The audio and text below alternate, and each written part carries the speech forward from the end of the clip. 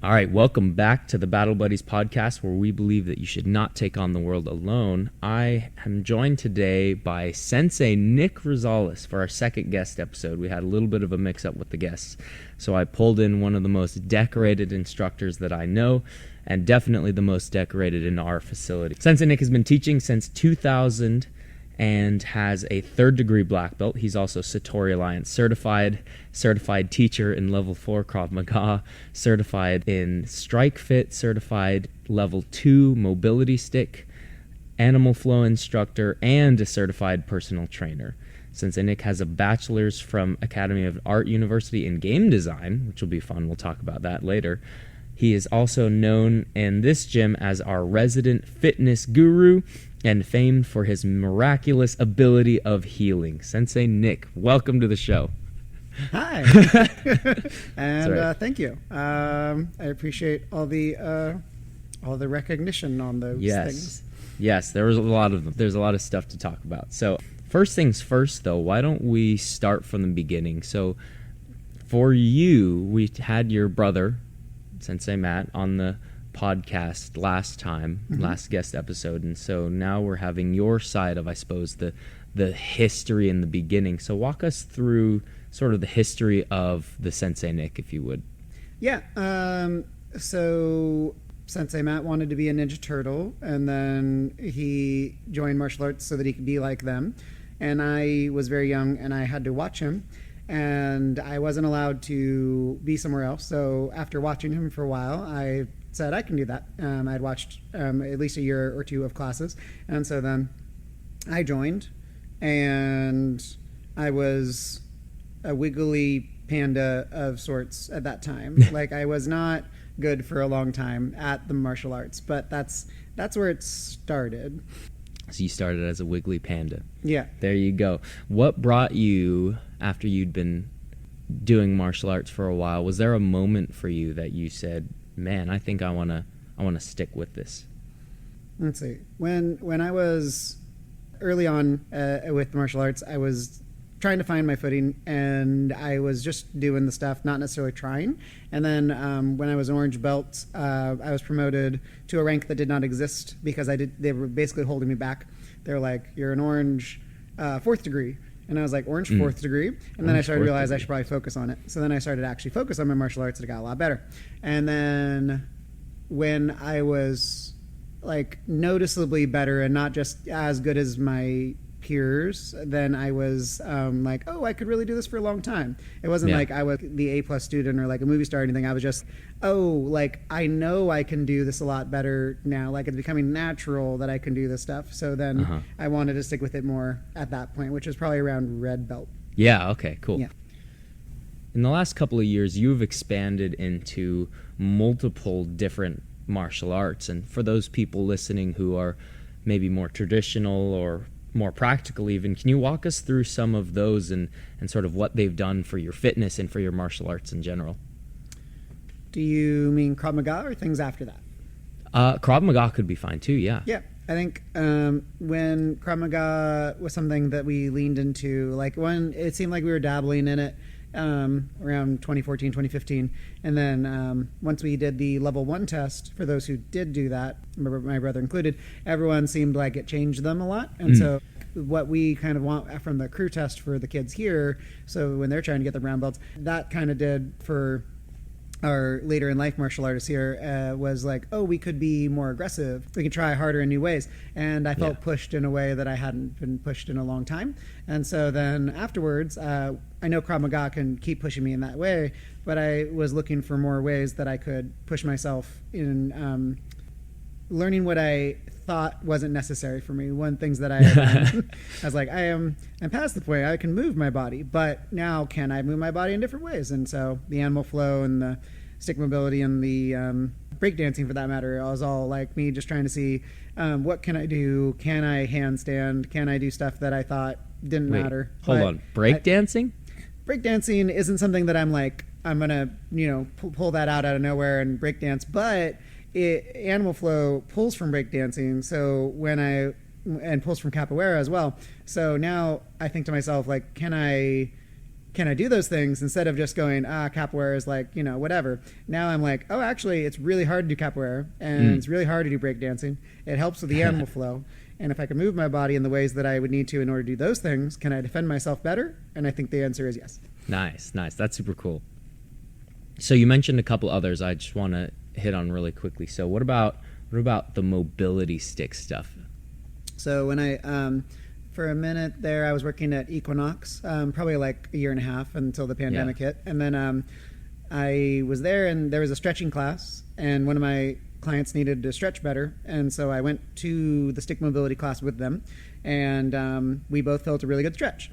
And they were on to some trains of thought that I hadn't really considered. And so if you just, twist your body up a little bit, that's fine. But if you add a little bit of pressure into these situations and you're assisted by something, especially that stick, then you really, really can move a lot better. And you can target something very specific in ways that I didn't consider before. And so you can get some workouts into that feel like weightlifting, but it's really based on your body weight. So body weight based stuff is stuff that I've been trying to lean into. Yeah. Body weight stuff. I know that you practice all the handstands and twisty-roonies and all that crazy stuff all the time. But what about animal flow? That was one of the things. Did you ever, when you started, did you ever think that this is going to kind of change the way that we do forms? Because that's one of the things that kind of showed up is people went, ooh, this looks really cool.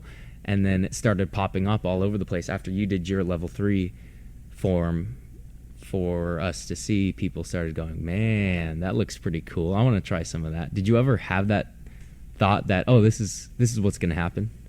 I think everything has an overlap.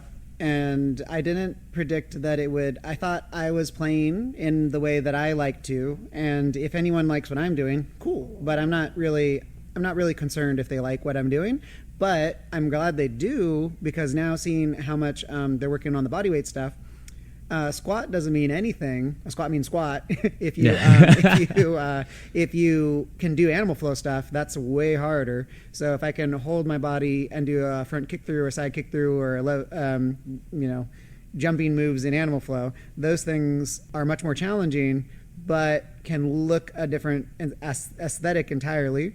And then to put them together to be like, I can move my body well and I can deliver this kick, those things I think are really impressive. And I think that they can show that a uniqueness that stands out for your form. So anything that looks unique, whether it's Micah doing a capoeira sort of base kick in his forms, it's going to stand out in a way that's really cool. So. Yeah. Let me back up for a bit, because I feel like there's a lot of listeners right now who are just saying, what the heck is animal flow? So could you describe what the heck is animal flow real quick for us? Yeah, animal flow is body weight based exercises, whether it be crawling in a quadruped sort of position like a beast or like a crab, or moving in more of an ape motion, which is like sitting in a deep ape would be similar to a very deep squat, and then trying to move around in those positions is something that's really natural for an animal, really natural for a young human. But the more you get older, the more that I can walk, I can be at a desk, I can't really do these other sort of positions. So it works your muscles really differently, and more you're much more loose when you do those things, and it does feel natural over time. It does have a lot of time where you're on your wrists and you're really feeling your body weight in different ways, but that can make your arms just jacked over time if you want it to. Depends on your goals, but it just can be really fluid and fun with body weight. It's a lot of lifting yourself with just you. Yeah. If that makes sense. That didn't sound very right. Lifting yourself with your hands. Yeah, when I did my level 1 certification for it, there was a man who was probably 250, 300 pounds, and he was pure muscle, it looked like. And so him doing his body weight based exercises and being on his hands and trying to jump in a forward ape and hold his body weight on his wrists was brutal for him. He was 2 reps and he'd be gassed out. And it's not to say that that's a bad body composition or anything. It's just that he had a unique experience where he could lift a heavy weight, but can he lift himself in a functional way? Yeah. And I think that's kind of the what I've been leaning into is more functional movement while still being able to do the stuff that I like to do in martial arts. Yeah, so being able to be loose and carry yourself well. Right. That's one of the phrases I love, being able to carry your weight, whether you're 150 or 250, just being able to deal with whatever muscle you got or whatever you have for your body. The cool thing about Animal Flow, though, right, is that it's pretty new, right? When do you think it was created? I don't remember off the top of my head. Well, I don't know everything about it. I'll talk to Mike Fitch about it when I see him in April for the first time, hopefully. And, yeah. I'm going to go out and check them out. Where are you going? It's in Breckenridge, Colorado, where we're going to just kind of meet and do some flows. There isn't really an end goal that I'm sure of. I think it's just hang out, learn, and flow. But 10 years is I think when he started working on it, as far as I've read, and he worked on it in some notebooks. It got more organized into a bigger organization probably about 5 years ago, which may be a little inaccurate. Okay. And then in the last few years, it's very much taken off. So I joined thanks to some influence from Equinox, and I'm glad I did. And I'm almost done with my level 2, and I will be working on the level 3, which is the highest level of Animal Flow.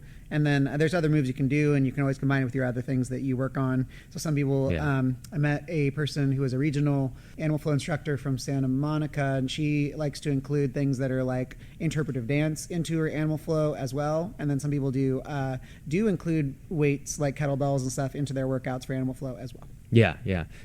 So it's you're one of the first instructors in I don't know if I can Animal Flow, sort of. I want to say that, like, I was early in on the trend. I don't know if I can say I was one of the first instructors, but I feel like I was very early into this process. But do you think any more levels are going to show up? Is he still? Level 3 is started in November of last year, and it's called the final level at the moment. And while I wouldn't put it past them to eventually do another level, it certainly doesn't seem like it. And same thing with stick mobility. When I was doing that, they said, so when's level 3 of stick mobility? And they're like, oh, no, that's it for now. Like, they don't want to talk about level 3. Like, you know, I think that if we grow and we learn in the process, then we can eventually put out the next thing. And Okay. I was going to say the final one, like how all the movies are like, this is the final chapter. And then they make 3 more. And you're like, wait a second. This one's the final chapter. Yeah, I think a lot of artists do the same thing where they put out an album and they're like, we're done, and then 8 years later they're like, okay, we thought of more things and we're ready to come back. And sometimes it's money, but sometimes it's like, oh no, we grew and we found we still have an avenue for saying something. Like I think Tears for Fears just put out an album, famous 80s band, but now they're like putting an album in 2022 that actually kind of good. Yeah, it's when you grow, you get better ideas than the ones before. You go, oh, wait a second. You know, it's funny. I was hearing a story of Taika Waititi, the director of Ragnarok and a lot of other things. He said that, and he's a great writer, first of all. Oh, yeah. I hope more people write like him. He said that what he does for his scripts, it blew me away. He said that what he'll do is he'll write a script and then he'll put it away for something like 3 years. And then after those years are up, he'll pull it back out and look it over and be like, oh man, this is garbage. And then he'll cut through it a bunch and take a bunch of pieces out and then rebuild it sort of from the ground up. And then that's his finished product. And I went, man, first of all, that's a lot of patience. But it makes sense, though. After you've grown a lot, you go back and you go, oh, I got all this new stuff that I can learn now. I think I can think of a few other examples like that. Jack White did that, where he a lot of stuff that he made early on in his career, and I don't think he put out, and then eventually, 15, 20 years later or whatever, he touched it up and put out a brand new album. He's like, it's like I was co-writing it with myself from 20 years ago, so that I could really put out a solid thing. And but to bring that to martial arts, I think that Kovar would say that everything old is new again. I stopped doing the things that were working, and they were working so well that I stopped doing them. So then, we just eventually come back around to what we were thinking and what was more to the point. Yeah. To quote Jack White one more time for some reason, he said, when you're working in your little room, working on something good, but if it's really good, you're going to need a bigger room. And once you're in your bigger room, you're going to might not know what to do, but then you're going to think about how you got started in your little room. So like if you're in your little dojo and then it's going kind of funky, and then over time it gets better and better and better, and then you're like, wait, what was I doing in the first place that got me to this point? Yeah. And so I'll do that with some martial arts notes, and I don't have too many from back in the day, but I'll pull something out from like 10 years ago, be like, what stretches and exercises I was working on back then, and I stopped doing them. Can I still do them like I did? Can I teach a class like I did back then? I would definitely not do it exactly the same, but it's a variation on it. Yeah, just give pass me a pat on the back. Good job, pass me. You did a great job. Good job. So you've been a part of, as far as Max Academy of Martial Arts, you've been a part of this entire journey. Can you give us any insight into sort of the early years? I like to call them the precursor era, right at the start when we became an independent location. Can you give us a little insight into what all that was like? Well, I remember I was a video game tester for a second, and I had left teaching martial arts for a minute to do that. And then when it wasn't working, I came back to teaching martial arts. And I don't remember how long that period was, but it was around 2009. And so this is around the time that the dojo started opening up. Okay. So when I leaned back into it, I know I had to run back and forth to try to reserve locations when we were trying to teach still out of gyms for the moment that we did that. And it would be painful because you'd get to a gym and they'd be like, you rented it out, but we actually do have a game. So sorry, you don't have any place you can teach right now. And so we'd just be sent away, which is bad for business, obviously. It just, yeah. But once it got really settled and we were in the warehouse location, it was interesting getting started and just kind of like feeling out when I am necessary to do this thing. I would sub for my brother so he could teach when he was teaching, and then when he needed a day off, I would come in for him during those times. And then when we had enough people, I was more of a steady person, still with a second job, but enough that I could, do both the things that I love and the other thing that might bring me a little bit more money at the moment. But yeah, we'd have tiny little classes. Maybe we'd have no class, and so you'd just get two really dedicated students coming in who are wildly different in age, and you'd have to teach two very different kind of classes in one class, but they do their best. If they walked into the warehouse, past the barbed wire of the uninviting fence, and got in there into the non-air conditioned, non-ventilated feeling sort of room, they where really birds wanted would fly in every once in a while, Yeah, just torment the class. A dog would run in sometimes. If you were there, you wanted to do it, Yeah, or that's fair. you would try your best, or your parents would make you try your best because they overcame a lot of hurdles of going to a normal looking business to get there. So it was interesting. Sometimes nobody would show up, and you'd be like, okay, well, nobody showed up, and you should prep the next thing. But sometimes you'd be like, I'm gonna kick up my feet for a second and try to see what I can do for this time. But the more you leaned into it, the more that people showed up, and the more that you could really set up a good class and give them your all back then. Yeah. So you said something that I didn't know. Did you? Yep. You said were you the one who went around reserving schools back in the day? What was your role back in the nomadic era where we were just bouncing? I went to like a portable sort of building near Antioch High one time so that I could give them a check and sign a contract for like going to rent out some school in Antioch for the gym for a moment. And yeah, I'd be like, well, I don't remember the numbers. Let's pretend it was $500 and you can use the gym on Wednesdays from 5 to 8 for the month. And so we do these random things, short term and all that. And I just have to go from school to school. And I remember I dropped off flyers here and there, like just bundles of flyers and stuff, so they can give them to certain kids here and there. And so just the little run between that you would need to do in order to get anyone to know you existed, especially under those circumstances. Yeah. So. Were you one of the head instructors back then? I mean, I was a part of things, but I think that I don't know if there was any official employees for a minute there. It was just people who would hang out the most, and I was definitely the first person who was hired after Matt, but I don't remember exactly how the pay structure worked back then. I think it was just like, hey, if you can do this, then throw you a few bucks legally, I'm sure. And, but yeah, we got it done. Yeah, that's funny. Mm-hmm. That's so crazy that used to be life.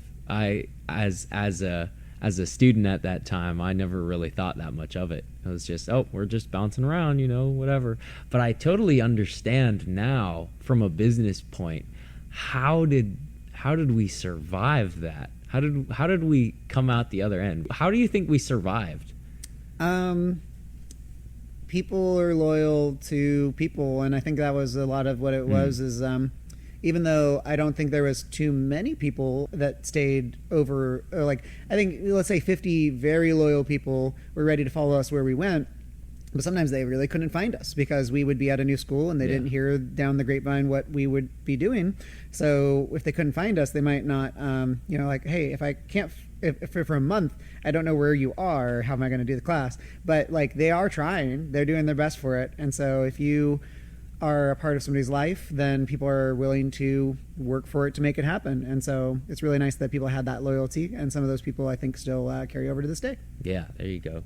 So what kept, besides being blood related to the owner, what are some of the reasons that kept you in the field of martial arts, besides, it's something you're good at? What's your why that's kept you in for the last 30 years almost? It is approaching 30 wow. years at this point. Yeah. 30 years of martial arts? Well, I think that the skills that I have, if you have skills in martial arts, it's a non-transferable skill. Like you can use it for certain things. It'll help you in your day-to-day life, but being a martial artist and saying you wanted to run for Congress or something, like it's not, the carryover is not very high there. Okay. So, but overall, it's just fulfilling. It's just fulfilling to help the people do their thing. And so if I can see the development in a kid and that aha moment, they get their white belt moment, whatever belt they actually are, they really can feel that they are improving themselves. There's not much else that has that fulfillment. I worked catering and ice cream and In-N-Out. Oh, ice cream! I didn't know that. I worked at Cold Stone when it opened in Brentwood. Yeah, I didn't know that. When I did all those things, there's fulfilling moments where people are happy that you're helping them, but mostly it's transactional. Martial arts and teaching martial arts doesn't feel so transactional most of the time.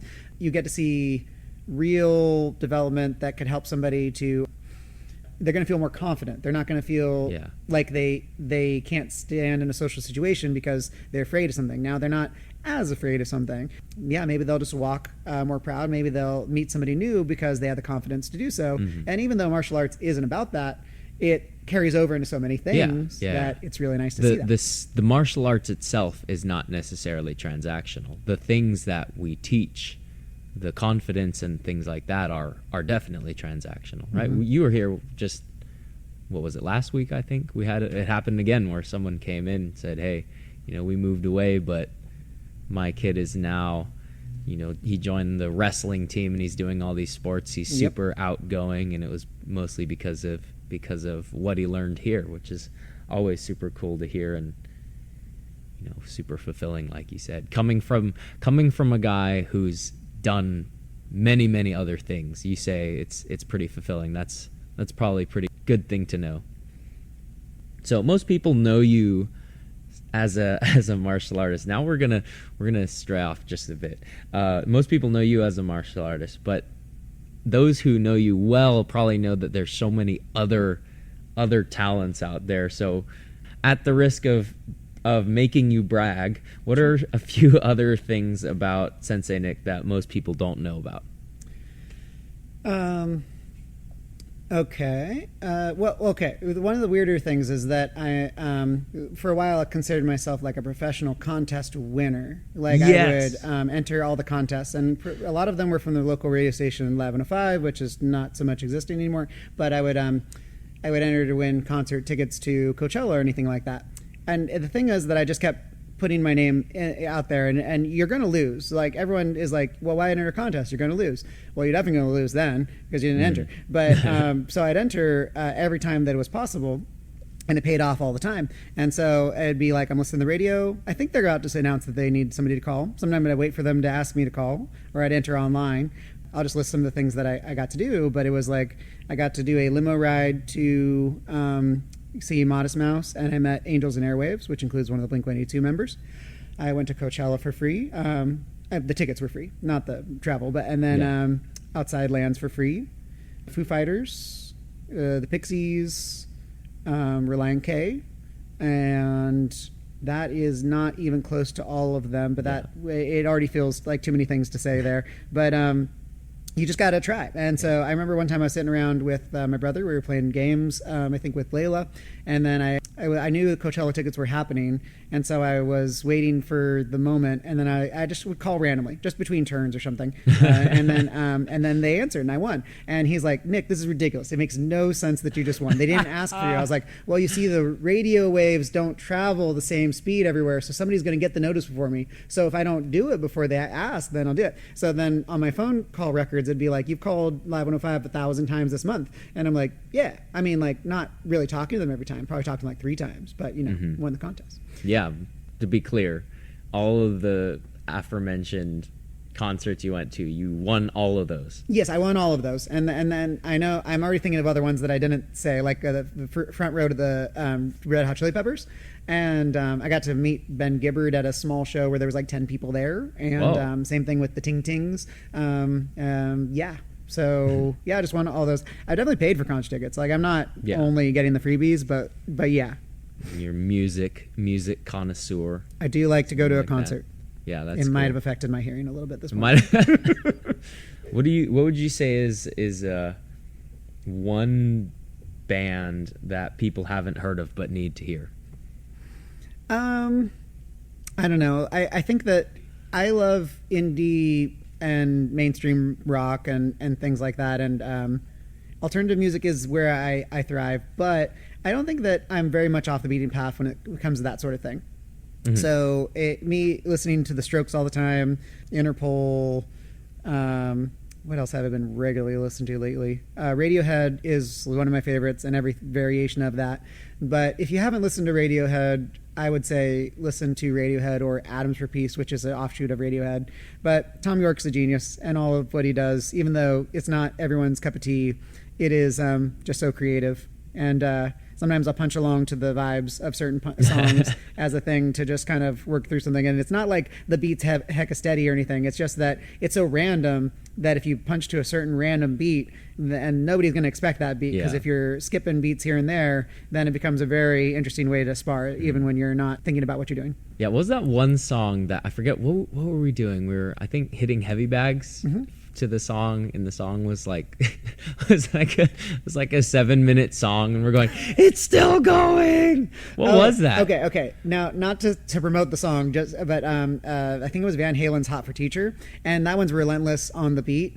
And so, all lyrics aside, it's just it doesn't stop. It slows down here and there, but the drums, the guitar, whatever part you're trying to latch onto, if you're punching, it just doesn't quit, and it'll push you way longer than you want to. And there's no way that I will punch like that with nothing in my head. But if I'm like have to be keeping the beat in the drum, even though nobody's listening to my drum beat here, then I feel like I have to work way harder, and I'll do it. It's really fun working out to music. I think the first, what is it?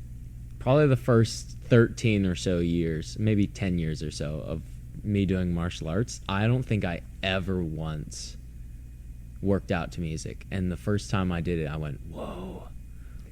I think I remember one of the first, funny enough, was when I did my level 1 cert, and they just had all sorts of music playing in the background. And it was almost like I'd listen to music and I'd work out, and I never just put the two together. And when I first did it, it was like a revelation. I went, oh, this is so much easier. I don't know. What does it do? It just gets your mind off it, gets you motivated. Something like that. I don't know. I don't know the science. It does a lot of things. But yeah, working, you don't feel alone with it. And it feels like there's a purpose to it. And it reminds me of like, I don't know, Revolutionary War, Civil War times when they'd have like a drummer. And I'm sure that they still do, like, in certain situations with the army and stuff. But I'm like, why would they have a drummer? It's so silly when I see it on the pictures. And now I totally get it. Because, like, if you're going to be on this long thing, you might as well, like, have some beat to keep to. Even though I'm not sure they're not playing, like, top 40 hits. But, like, they still, like, it still helps you to keep it going. To feel like there's something more to yourself than it. I think that working out when you're alone with your thoughts is a good thing to do from time to time. And especially if you need to focus on something.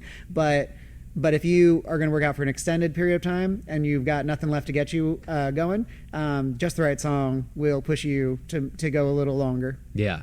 So to be clear, if you go to war, are you going to be the musician guy? You'll have your war kazoo. I Something would like that. love a war kazoo. I have so many kazoos. To overlap there was a time when I won a Weezer-related contest, and I could play whatever instrument with Weezer. There was a lot of people there. There's like 200 people. A lot of people won. But I brought a kazoo and my Rock Band drums, and they're like, who wants to do the solo for Beverly Hills? And I was like, yeah, I'll do it on kazoo. And me and a bunch of other kazoo people did the little guitar solo as a kazoo, and it was awesome. Oh, that's amazing. That's so funny. So, apart from music, though, you're also a video game designer. Walk us through that. As a kid, I played a ton of video games. Like, it probably would be a problematic amount of video games, but it was... I was left to do video games whenever I wanted to, and I wanted to a lot. And so I might play an RPG sort of game like Final Fantasy or Super Mario RPG, and play that, from when I didn't get my homework done. Let's say that's 4:30, and then I can play it till 8 o'clock, and then maybe get some food and go to bed, or play much later, depending on the age I was. So I was very interested in video games, and I think that helped my response time on things, and it didn't help my speed as a person, but reaction time I think was helped by that. Yeah. And I think there's a ton of games you can play that don't help you in anything, but some things are just relaxing, and there is healthier ways to play video games than I did. But my fulfillment from playing video games was very high, so I was like, well, I'll do this as a career. So I went to art school for that, since I found that to be a path into that. And being in the industry for ever so slightly a minute, mostly with the game testing, I was like, oh, this isn't like I thought it was. Oh. And I think there is a path there that could still exist, or existed more than maybe, but still it exists. But it doesn't seem quite as glamorous as I thought. Or in, I think there's an Adam Sandler movie where guy's a video game tester, and they make it look pretty fun and glamorous and like a party. And that is not the experience I had. It was a grind, more of a grind, testing games than playing games. Because you don't get to pick the games you want to play. You play whatever is going to come down the pipeline. So it's the worst game ever, and it kind of half works. And then you're going to play it for 40, 50 hours this week, and you're going to tell people that there's something wrong with it, and then they will not listen to you. So fulfillment is entirely gone, and you're just at a desk, and there's so much Red Bull, and it is not a good time. At least the time that I had. Maybe there's other experiences. Okay, that's fair. Did you ever get invested in one? Like, oh man, there's a lot of glitches and stuff, but I'm gonna beat it. Did that ever happen or no? There's ones that I could get through, and there was very little wrong with it. Like, they really put in the money for it. And then it was a money grab sort of games, where this game is in the style of this other game, and not to call out where I worked or anything like that. But there were some things that it is so close to what another game is, but they did half the things wrong. Oh. And they don't think they're going to sell a ton of copies. They're not really committed to fixing what's wrong with it. So then you end up just grinding and being like, these 10 things are wrong with it, or I broke my system because of what the thing that is wrong with it. It caused a infinite loop or whatever to make it so that the system burned itself up. And they'd be like, well, like, the odds of somebody replicating that are so low, so never mind. Try not to break another system. And I'm like, okay, so what am I doing exactly? Yeah, we're just here to tell you all the problems so you cannot fix them. Yeah, which I reflecting on that, I imagine that there's a lot of people, a lot of therapists that have that. They're like, here's the things that are like, you should probably work on this, and they're like, I'm fine. And then who are you to tell me what to do? I only came to you because I don't need help. Yes. Did you do any video game design? I wasn't at the. I got the bachelor's in video game design. I got the testing, and I put out a lot of things and a lot of applications. And I also started to design my own games that I did not put out because they were not polished. And so I was designing games, but I was not a video game designer in a way that I could show. So no, I didn't work at like a big company or even a little company as a video game designer. What you needed that I didn't know until I was graduating is that at that point, video game design in the artistic side needed coding. You needed to be able to do computer programming and stuff like that so that you could produce what you wanted. And I was ready to be an artist and who was telling people what we needed and stuff, but you also need to be able to do it in such a technical way that I was like, art school didn't get that technical. So I could get another degree, but that didn't feel like it was in the cards at that time. I see. Yeah, that makes sense. This is going to sound like a really weird pivot, but I would say that your work in the video game industry helped how you just create random games in in the dojo or something like that. Do you think that it's helped a lot, just your ability to just spontaneously come up with some really cool game for the students or something like that? Or is that just you and your randomness at work in the best way possible? I like to be the fun person to an extent. I like to be the person who's thinking creatively, if that is possible.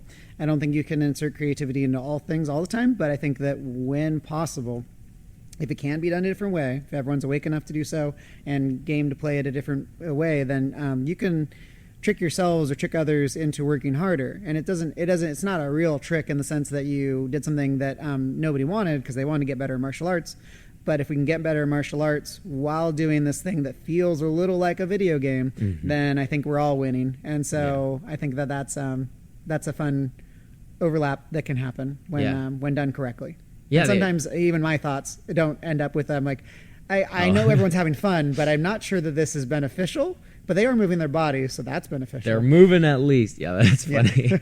Yeah, the idea of gamifying things, I think, has helped us a lot too. Because if, to quote Chad Shepard, he says that we're competing with Minecraft and Fortnite and whatever other video games are out there, and you say, I'm going to compete with them by making my own. Yeah, we can have a lot of fun with the thing, and whatever it is. Push-ups can be fun if done correctly. How do you gamify push-ups?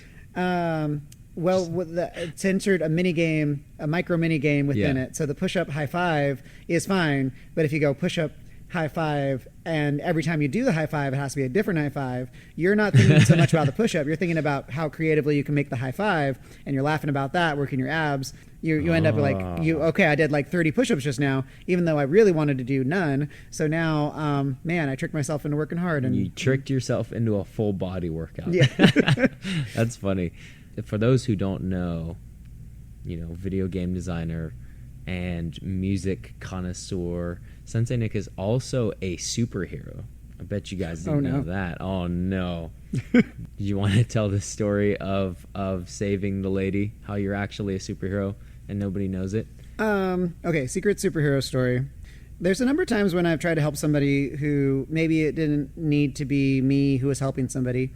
But in this case, I think it was very necessary. But there was, I drove Lyft. I drove Lyft for a long time. Lyft went really well. There's times where it was not so good, and I don't need to do that right now, but there was times where it was fantastic. And one of those nights where I was working a really long shift, and I would say till the bar's closed, driving to San Francisco.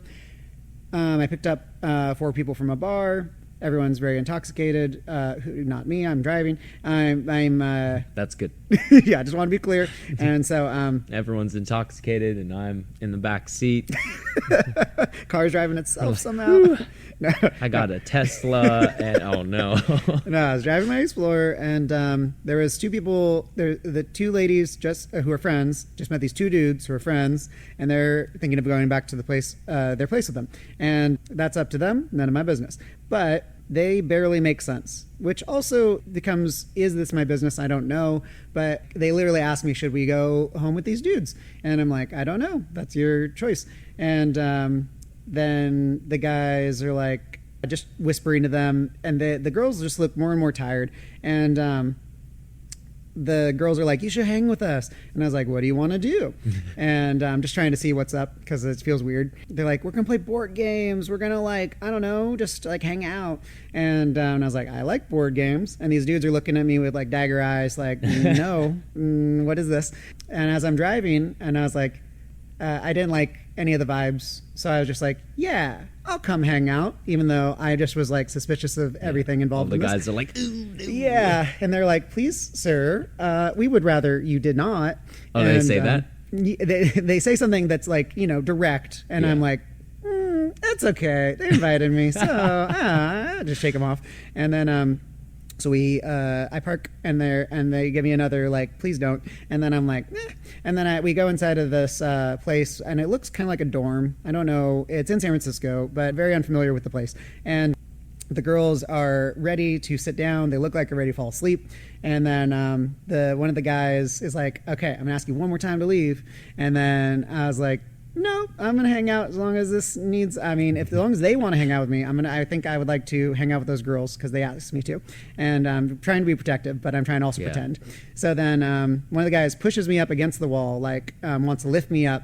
And he's a big dude, but he's just a drunk dude with a hat. I'm not really scared of this. And so, you're like, oh, come on. I feel his bro tension, and I can anticipate what he's like. His bro tension. Yeah, he's got heavy bro tension. Heavy bro tension. And so then he's got like a fist up, like he's ready to punch. But like, why? I mean, clearly I'm ruining something for this dude. But like at the same time, like I don't know if there's definitely something fishy. So then I was like, girls, do you want to hang out with people who are doing this? Like, I throw nothing at these guys. They just are frustrated with my existence. And so then they're like, I don't like this at all. No, I don't want to anymore. And so then they're like, and then curse. And then when a guy punches the wall, and then we leave. We promptly leave. And a lot of people are mad at me, and nobody follows us. But the two girls hop in the Explorer. I drive them all the way across the city. They fall asleep in the car because I would suspect that they were drugged or something beyond just drinking alcohol. And so then I get them home. They have no idea where they are.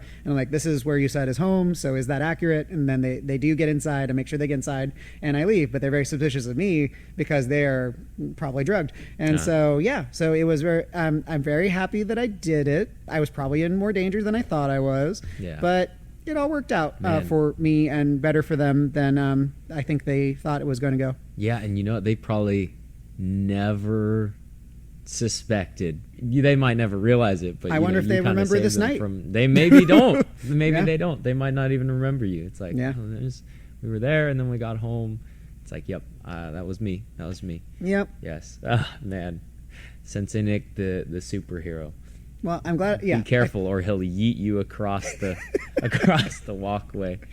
Yeah. That's what he's also known for. Is whenever we have fights, which happens because high schoolers. So to be clear, we are not starting fights. No. There are fights between high schoolers. Every once in a while, a high schooler will come by and we'll go, throw your dukes up. Come on, let's go. I need to practice. Yeah, some fights will happen in our vicinity, and then we'll go try to break it up, and then a person will be on top of another person. You're like, clearly this is like the fight is over, or it should never happen, whatever case it is. And I'll just go up from behind them, pull the person off who's on top, and just kind of boot them aside. Yeah. So for a mental image that you guys can take with you, what'll happen is sometimes we'll get there first, and we'll try to break things up, and in the scenario, we're right by a high school, so lots of high schoolers are going to gather, and when lots of high schoolers gather, lots of beef will come forward, and usually the beef will turn into swings because they're dumb, and we sometimes will be the first responders and break them up, but every once in a while, if they're still aggressive, one time Sensei Nick comes up, and it's happened multiple times, I haven't seen it multiple times, but he goes up, grabs the lady who is trying to beat up the other person and just chucks him in the opposite direction. It's amazing. It's absolutely amazing. Well, one of them had a taser one time, and it's never the person who's like the person who's on top of another person. Yes, I have to worry about them, and that's the more obvious one. If it's just me, then I'm going to try to address that person. But if the fight is like off, or if somebody is helping take care of the spreading those people apart, you got to watch from the wings and look for the other person who thinks they can help at the last second. And that's what happened with the taser person. Is that there's this fight, and I think my brother's like in the middle of that, stopping them, and it's working, but then this person wants to come up and be the person who throws it all off by coming out with the taser. When I saw the little thing spark, I went and I grabbed around the arm and I grabbed around the head and I threw her to the ground and I put a knee on her, and then she was done. She didn't try even to stop me after that point because she's a high schooler and she is not my size, and she didn't have a leg to stand on. So then luckily a golf cart security person picked him up and took him away after that. But we're lucky that it doesn't get worse and there's not a ton more people involved. Tase someone? Yeah. They're not even thinking. You're like, what? Yeah. What? I mean, I'm glad that high school wasn't like that for me. I hung back. I didn't say a lot, and but when I see them having their struggles and they're doing the thing, I just don't want them to get brain damage from a day when they got frustrated or something. Yeah. And so that's all I'm thinking. I mean, it's fine to like if you're buddies and you want to do some punches with each other and you're not trying to wreck each other, stomp their face in the ground. Then like okay, like, I get what you're doing, but this isn't that. So yeah. They think that they're going to be high schoolers forever. They don't realize that they're going to grow up and live with a head smacked into the ground, which doesn't feel good. Right. They may never talk the same, and that'll affect their whole life because one random day, and then nobody needs that. So if you're listening and you've been yeeted by Sensei Nick, be glad. Okay, he saved you. I am so happy that I could help you. I am sorry that I yeeted you, and I hope it doesn't happen again. But it'll probably be somebody else. It'll probably be someone else. Someone else. It's gonna get thrown across the walkway, and they'll learn. They'll probably learn from then on. Oh man. Okay, so we've been going for a little while, so I'll wrap up and then we can always do another time. Yeah, I'll give one more question and then I'll throw some quick fires at you if you don't mind. Yeah. So last question is, in the 30 years you've seen at least 1,000, maybe even thousands of kids come through, and also dozens and dozens of instructors. Yep. Could you give some words of wisdom or encouragement to any aspiring coaches or leaders wishing to maybe become the next instructor? Yeah, I think that. So I started younger than probably was legal when I was teaching. I think I had a class that I could teach it. I remember it as being 13 when I started teaching, and I don't know the accuracy of that, but I believe that is their case. And so I didn't know everything that I was doing. I was confident in my moves. I was confident I could show them the moves, and then the rest came more secondary when it's like helping them be a better person, helping build their confidence and all that. The moves build the confidence, and if you're just helping them in those things, great. You don't have to be all aggressive about it. Maybe you want to be liked, maybe you want to be listened to, but it comes with time. It comes with reps. It comes with rapport. Even if you're kind of on the right track, you can help somebody, and you got to forgive the student when they're doing the wrong thing, but you got to forgive yourself when you did something that didn't make sense, or you reflect on it and you're like, why was I so hard on Bob? I always, the imaginary student's always Bob, but Bob, he was trying, he just didn't get it right, and was I too hard on him?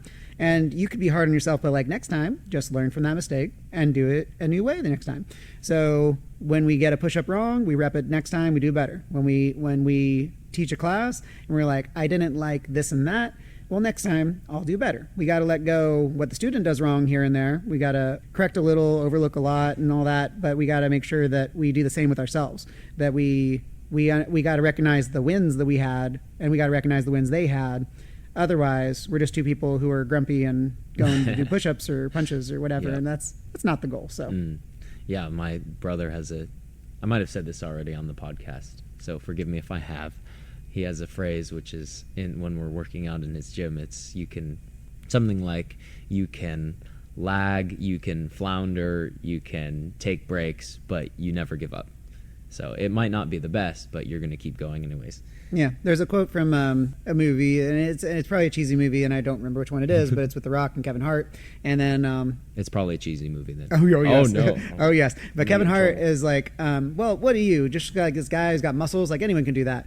And he's like, yeah, anyone could work out for 6 hours a day, every day for 20 years. Anyone can do it. Anyone just, yeah. It's just a matter of putting in the work. Yeah. But how many people are actually going to put in the work? And so that goes for the instructor, that they don't give up. It goes for the student, they don't give up. And then you want to give up on a certain day, you want to give up a certain rep, and you should definitely save yourself from injury in those things, regardless of which role you're in.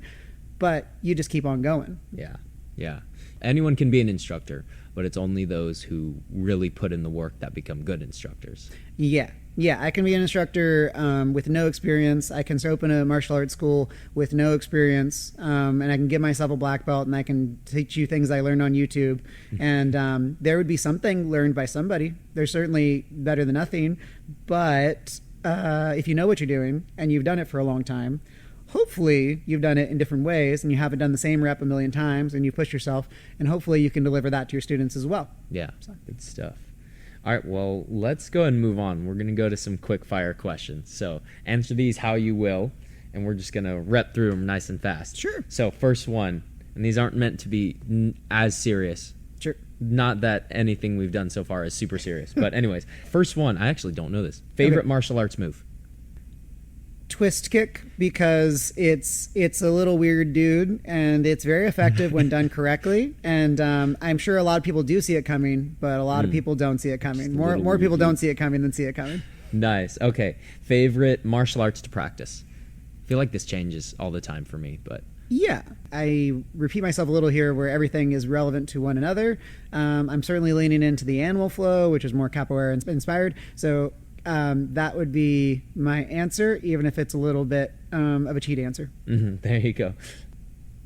What is your worst martial arts injury? My injuries are during martial arts and usually not related to the thing that I'm doing. I can tell 3 stories, and one of them actually is just me doing bad teaching, honestly. But when doing the knife disarm in Krav with a person who is less experienced than would be relevant for the situation, they disarmed and they were supposed to punch me with their free hand, but they disarmed and they punched me with the hand that still had the fake knife in it, and so that cut me across the bridge of the nose, and yeah, I still got a little scar from that. But yeah, I was a martial arts injury and wasn't the worst ever. When I hurt my shin and I was cut to the bone, I was just running kids across the room. I was in high school at the time, and there was just something in my way, and I was so focused on the students, not focused on myself, which probably is something that carried over a lot of times thereafter, that I ran into the bench full speed, cut my shin to the bone, and had a long recovery from that. I kept doing stuff pretty soon after, but I kept making the injury go longer because I was not giving myself the time to heal from that. And then in recent years, unfortunately, that time when I tried to kick over a bunch of bags in the silliest way possible, I'll spare all the details, I landed very terribly on my ankle, and the recovery continues for that one because I landed in such a way that I'm just lucky I didn't break my ankle. That was a... the video, though. Oh, it was recorded in slow motion, too. I'm not sure that video exists. It has been deleted from existence. Oh, okay. No, I'm sure it exists, but I do not want to see it. I do not want to see it. No, no, me neither. And I've seen it probably 5 or so times. It happens usually where I'll go a while without watching and go, wait, that happened. I want to watch it again. And I'll watch it and go, oh, why did I do that to myself? Yep. And then I won't watch it again for another couple months. What is the secret to the machine gun punch technique? Punching rapid fire punches, I think that comes from rapid twitch muscles, and I think that there's a lot of ways to develop those. And this is not advice, but I think video game pushing buttons rapidly was something that contributed to it. But I mean, I don't know, could be genetics, could be something, but I definitely have seen it replicated from other people now more, and I think that they're just getting on the toes more, really pivoting and aggressively back and forth with stuff. But I don't think you get a full load out of the machine gun punches, but you definitely shock and surprise people, especially if it's to the head. Yeah. All right. Marvel or DC? Well, Marvel by a long shot. DC is great. I think there's a lot of valid, good DC things, and I think we all think about the movies more now these days, and Marvel does a lot more that feels right with the movies, and it feels more fulfilling. I think they have a lot more hero's journey, sort of Star Wars-y feel to it, and the connection between it all really helps them a lot.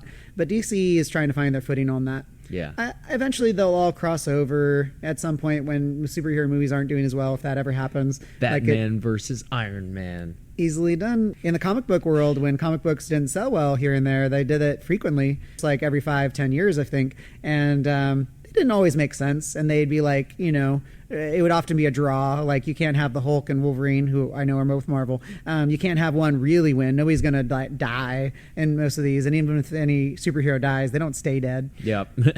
All right. Well, since you mentioned it, Marvel or Star Wars? The Star Wars has so much that it can do, and Star Wars may be the one in the near future that I'm like Star Wars. But Marvel's doing it better right now. So That's in fair. this moment, That's fair. Marvel. Yeah. Okay. What is the one superhero you feel you are most like? I'm sure that other people said it, and I wonder if my brother said it. I didn't listen. But he's Wolverine. I would like to be if I could do anything like Wolverine. I like to think that I can get back up again from anything. That I can be the gritty one who he has superpowers, but it feels like his superpower underlying all of that is the grit, that he just keeps going. And so yeah, what is the animal you feel the most like? I think my answer to that would change a lot. It is the year of the tiger. I was born in the year of the tiger. I don't put too much value into that, but at the same time, tiger. Nice. I feel like I'm a panda sometimes. It depends on the hour you ask me this question. This is true. When it's 9 o'clock at night, you're like, I feel like a snail right now. Yeah. I think my mindset at like 2 a.m. if I get there is I am a panda. I just want to munch on a leaf of vegan goods, and yes. I just want to roll around. Not one of our pandas. The 4 to 6 year olds. No. I'm a real panda. Dude, if I had the energy, I think about that sometimes. What if we got a treadmill? Mm-hmm. Okay, a treadmill that charged electricity. Yep. And then you just put a panda on it, and you put you put a weight or something that they're not allowed to touch up in front, and you're like, all right, now you can go get it, and they're just go for it. I think that would be genius. We could power the gym. I would say you could do that. I think that another version of that, based on microtransactions in video games, would be like as they're going, say they went a mile and they got a certain amount of Robux or something, Roblox money, but I don't remember the exact term. Then they would, and they can see the number going up. So the reward, even though it's not tangible at the moment, it is tangible enough that they could understand it as long as they understood math and numbers a little bit. Then I think that you could definitely get them to do it. Give them some Fortnite dollars, whatever those are called. Some Fortnite bucks. Yeah. Man, we're missing out on so much energy that those kids expend. We need more child labor. That's what we need.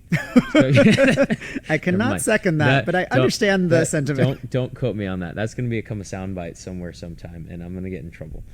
All right. Spicy question. Is animal flow technically a martial art? I think so. I mean, if I wanted to animal flow fight somebody, I would not purely do animal flow. There's a few moves that do translate. Arguably, when in Shang-Chi, not that every movie is a accurate representation of a martial art or a fight, but when Shang-Chi is fighting his sister, and his sister does, I believe, a very, very tight-ranged scorpion kick to his face, I think. Might be an accurate way to say it, but it was, I think that there are some ways you could use it. For my purposes, I'm going to say it's a martial art. Okay, there you go.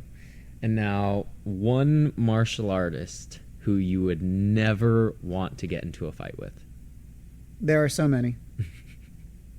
I don't want to get in a fight with real professional martial artists. Any one of them could wreck me, regardless of their martial art, if we don't suspect what is happening, or...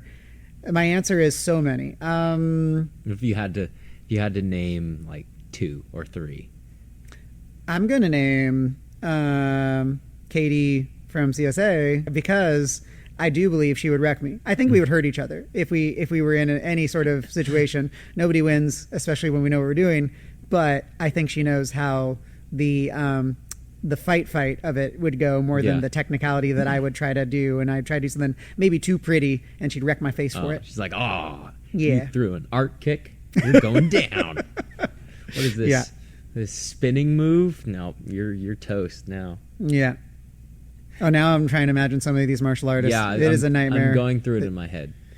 Do you want to fight Chip Townsend? No. See, I wouldn't want to fight Grandmaster Chip if he was 80. I think he'd still be able to kick you in the face. Well, he's a tall guy too, so your chances already are pretty slim. If you can... See, what I was gonna say is if you can suck the distance, then maybe you'll have a shot. But now he's a purple belt in jiu-jitsu. So your chances of out-grappling him are low as well. Yeah. You're just toast, right? I have a question, and it is, you've taken a sidekick from that man. Ow. Have you talked about that on here? That's a good question. I don't think I have. So we were doing a drill with just taking sidekicks, and he was giving you a kind but hard sidekick. Yes. And then you said, what did you say? Well, I asked him. Well, it was after the class. I asked him if he could kick me and I hold a wave master. And The body shield? yeah, sorry, not a wave master. Yeah, I was like, oh, I held one of those geez. big I mean, you're a Century strong guy, 2XLs. but You know what? I probably shouldn't say this on air because I wanted to do this as a prank sometime. It's fine. But one thing I want to do sometime is empty out one of the wave masters of all the water, and then prank someone by just picking it up and hitting someone with it. And That it's sounds beautiful. That would be hilarious. But I was holding a kick shield. Yep. And I asked him if he could just kick me, and he obliged. And for the rest of that day and half of the next, my stomach just didn't feel right. Yeah. And it was so worth it. So worth it. I was like, this is the coolest. I've been kicked by one of the strongest kickers in the world. Yeah. Right? Multiple breaking champion, Taekwondo grandmaster. I was like, dude, that was totally worth it.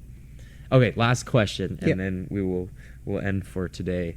And the last one is, if you had to fight a clone you, what would be your strategy to beat him?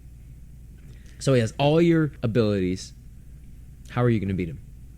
I think I could read some of what I am doing, but there's a randomness that kicks in when I'm sparring, and I don't know everything that I'm about to do for sure. And so the benefit to myself in that is that how can they predict what I'm not sure I'm going to do? And I know I can give them tells here and there, but I think that I'm fast enough with certain people that I could change up my game. So I would have to double fake a lot of things. And if we both double fake a lot of things, then it's just going to come down to a roll of the dice. Like, there's no way that I'm going to know, because I can't predict. Like, if I was fighting a certain method, if I was trying to fight like Boss Rutan, or like there's certain people that if you're doing something, there's a method, there's something you're trying to do, and there's unpredictability. But with me, I think my unpredictability is a little higher, maybe to my detriment at times. And so the one who got lucky. So the one who was random first is what you're saying. The first person to just go off the rails somewhere. Yeah, there'd be a double twist kick, and we both land them on each other, and then one of them would go for a certain overhand punch into a spiraling like nonsense move that doesn't actually exist between a hammer fist and an overhand. And then we just see what thing actually connects, and then it'd be like knock each other out. Oh yeah, it'd be like a Street Fighter match. But who knows? I think we both stand a very good chance. Clone wins. Fatality. Never mind. Well, thank you for coming on the podcast, Sensei Nick. I know it was a little bit last minute that we called you in, but no this worries. has been a ton of fun. Yeah, it was fun for me too. Yeah, and I am glad to have you. Just as a reminder that you are a huge help to this gym, and it's always great to have you around. We didn't talk a ton about it, but you're also, very well known for your ability to heal people of their injuries, or to assess them and be very accurate, which is crazy. And you have been a huge help here. So thank you very much. Thank you for coming on the show. Yeah, we'll have to dig into that next time. Yes. Next time. We'll have there will definitely be a next time. 27 of me being on. Oh, and man. then it'll be like there'll be a guest. And then I'll come back in and be like, hey, so you asked me to be, and you'll be like, oh, yeah, you did say come back anytime, but not like right. And then I'll just start. I'll be like, all right, so the healing thing. So yeah, let's get into it. And you just hijack. The guest is like, what is he doing here? Unless it was one of those martial artists we talked about, and then it's like, oh dang, they can beat us up. Yeah, that wouldn't be good.